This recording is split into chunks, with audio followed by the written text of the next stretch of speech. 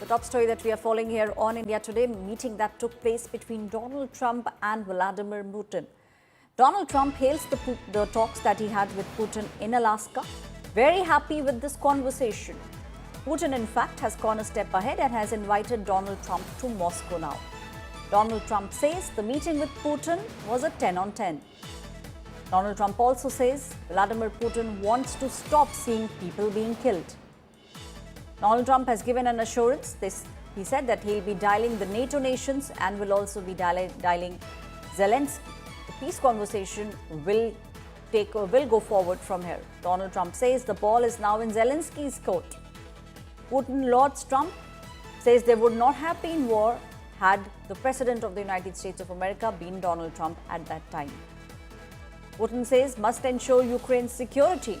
Sincerely interested to end war. Expect Ukraine not to sabotage this peace conversation. Statements coming in, big statements rather coming in from Vladimir Putin.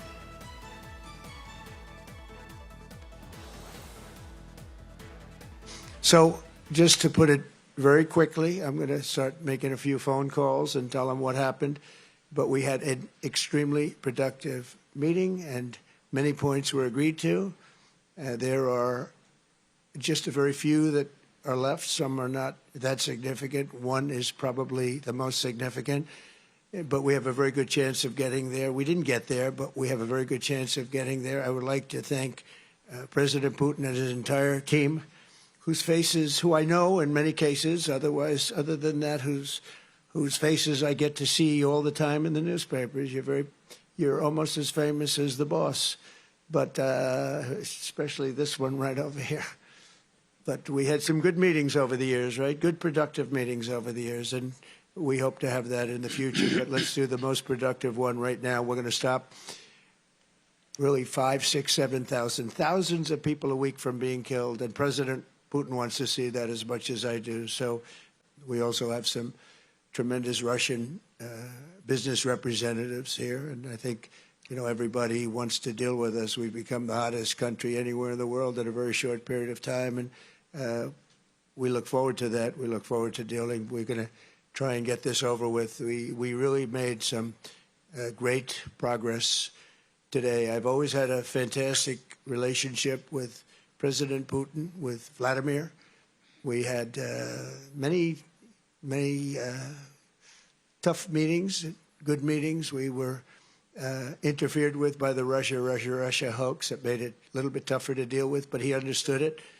I think he's probably seen things like that during the course of his career. He's seen it all, but we had to put up with the Russia hoax. He knew it was a hoax, and I knew it was a hoax, but what was done was very criminal. But it made it harder for us to deal as a country in terms of the business and all of the things that we'd like to have dealt with. But we'll have a good chance when this is over. Well, thank you very much, Mr. President. That was very profound. And I will say that I believe we had a very productive meeting. There were many points that we agreed on, most of them, I would say, a couple of big ones that we haven't quite gotten there, but we've made some headway. So there's no deal until there's a deal. I will call up NATO in a little while. I will call up the various people that I think are appropriate, and I'll, of course, call up President Zelensky and tell him about today's meeting. It's ultimately up to them. They're going to have to agree with what Marco and Steve and some of the great people from the Trump administration who've come here, Scott and John Ratcliffe. Thank you very much. But we have some of our really great leaders. They've been doing a phenomenal job.